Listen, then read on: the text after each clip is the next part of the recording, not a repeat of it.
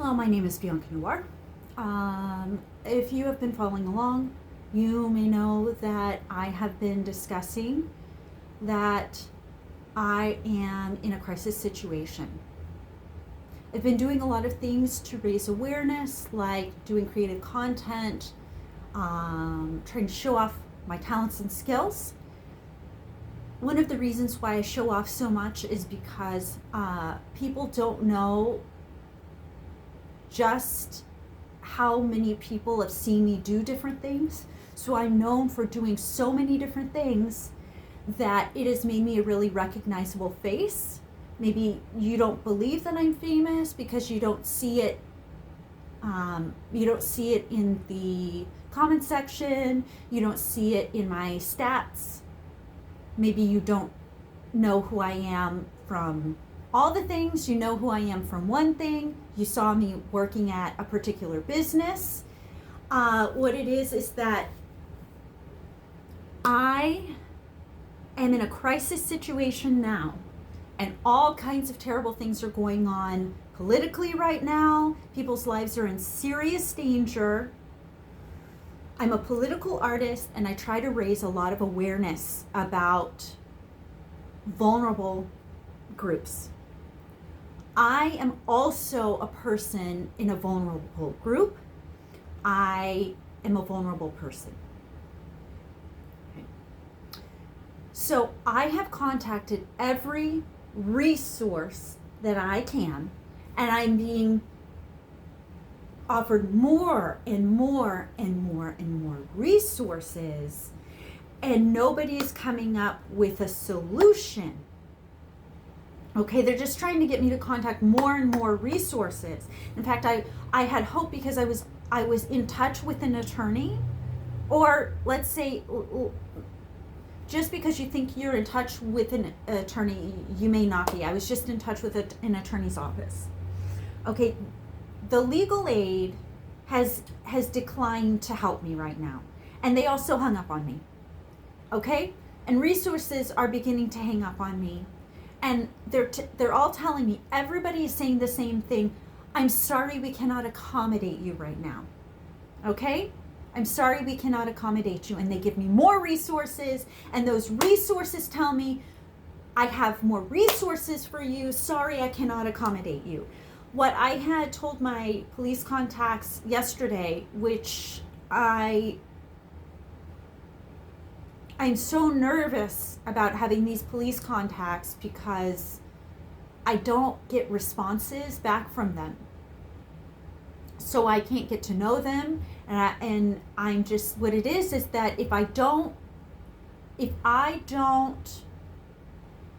be perfectly honest with the police. See, I got into a situation where if I didn't stay perfectly honest and completely and totally honest, I realized I could end up looking complicit in crimes. I could look obstructive in the court of law, and I'm not trying to be obstructive. So what I realized is I was being very threatened by the fact that I wasn't going to the police all of a sudden. So I started doing everything I could to tell the police the things that had been happening in my life so they don't think I'm complicit with my own violence, my own trafficking, and things like this. This is what happened. Why I am in Winchester, okay? Why I'm in Winchester. Why I'm in Winchester is because I was staying with my family because I was very, very sick.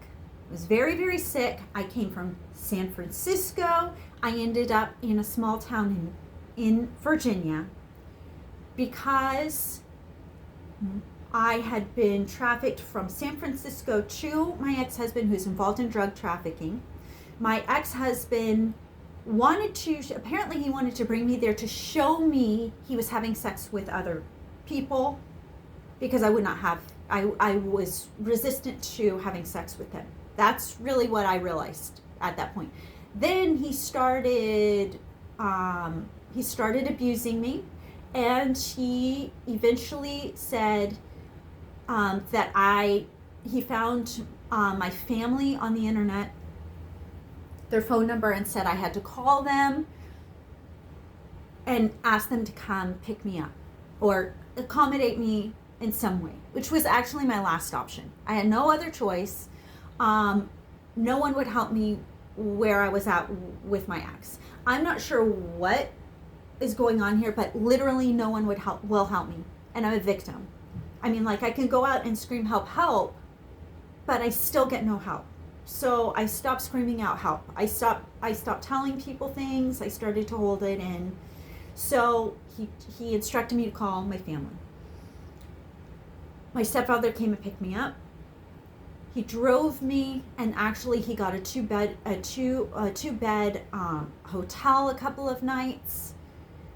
And by the way, I'm a grown adult. I mean, I'm divorced from my ex-husband. We were together for around 10 years.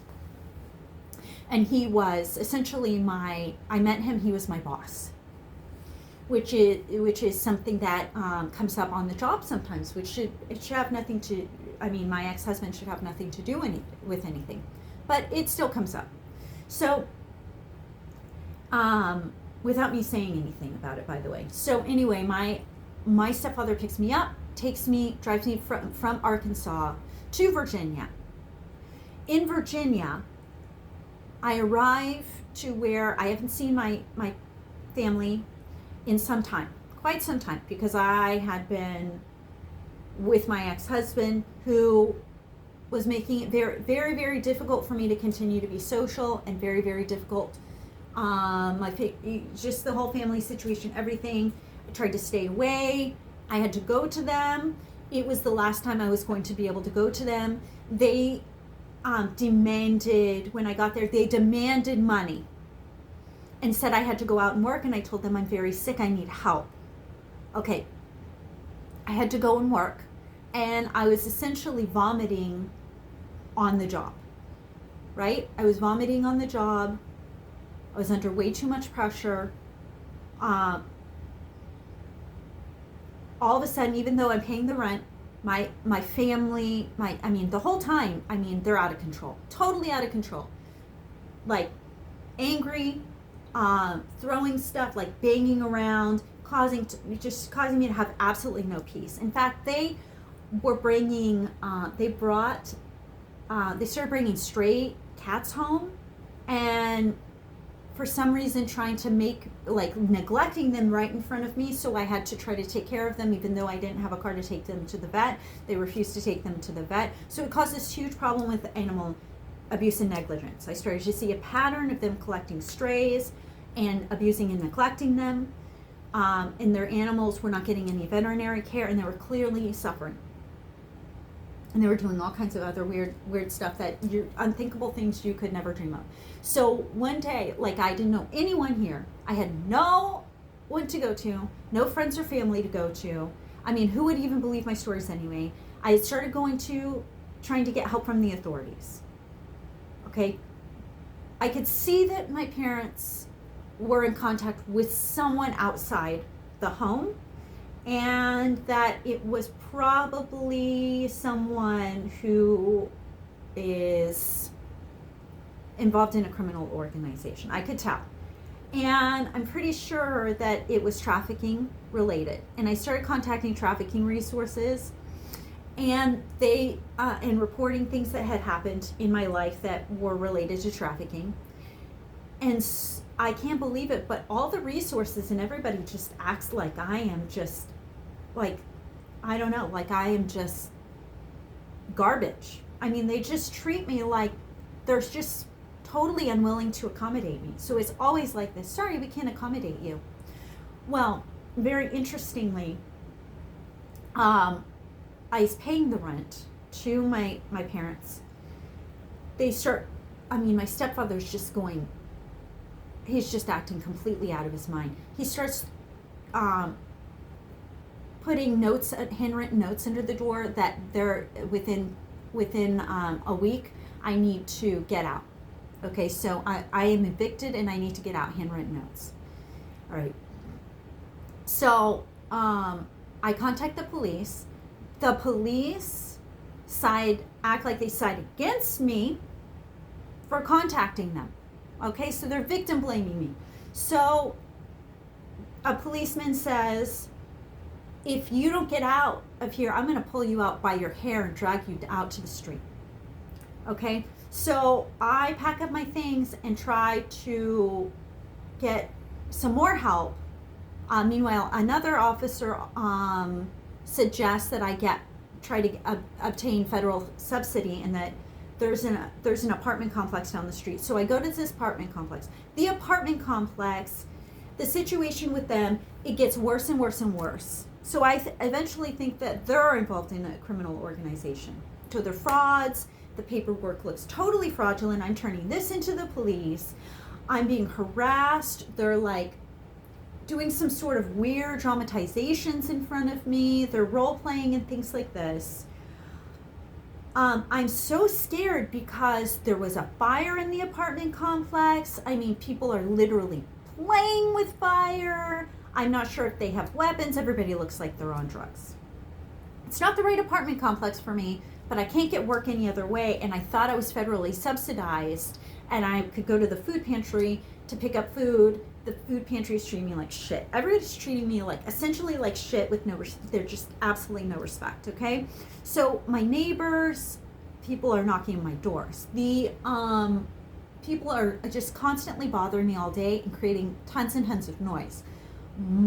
The apartment complex management and team and crew and stuff is trying to get into my apartment, but it's locked, right? And I was federally subsidized, so I didn't have to pay the rent. They had told me you don't pay anything to live there because it's federally subsidized, right? Well, something came up and I had to recertify, but I was so scared that because the paperwork looked fraudulent, I reported it. I reported everything, as I always do, and I reported it to HUD and Section 8. I said, I'm so afraid to go and talk to these people. Can anything be done? Can you please help me? Can you please help me? They don't help me. Then 3 officers, at least dressed in police uniforms, show up at my door, and they're knocking very loudly. And I actually recognize one of them as somebody that I had tried to go to for help before. So I don't really know that there's 3 of them, right? I just kind of look in the people. I can tell it's the police, right? And I let them come in, and I was trying to show them, hey, there's mice in here. I mean, there's mold and stuff like this. I need some help here. And I was turning them into the police for leaving it like this. Like they're not handling things properly here. This is an illegal operation. So the police come banging down the door. 3 of them, I guess. And then they take some sort of tool and they burrow through the padlock?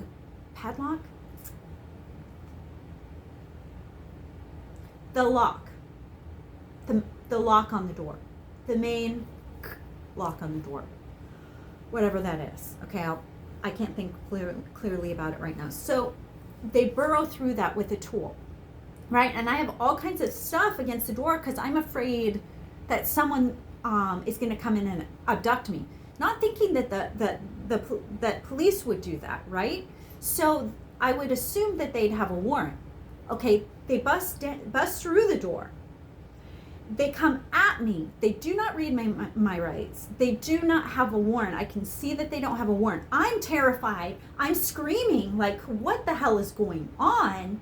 And they throw me up against the wall. I tell them, I think I'm injured. My wrists really hurt from, it's a long story, but from carrying heavy things from the food pantry. And I'm weak, really weak because I'm starving to death, right? So they essentially throw me up against the wall. They twist my arms and wrists around when I tell them that I'm injured. So they assault me, 3 of them. One is somebody that I recognize. The other guy I didn't talk to very much. These people, from the moment that I met them, I thought they were frauds anyway, because they didn't look like they had gone through police academy. They didn't really look like authentic police officers when I was talking to them. And I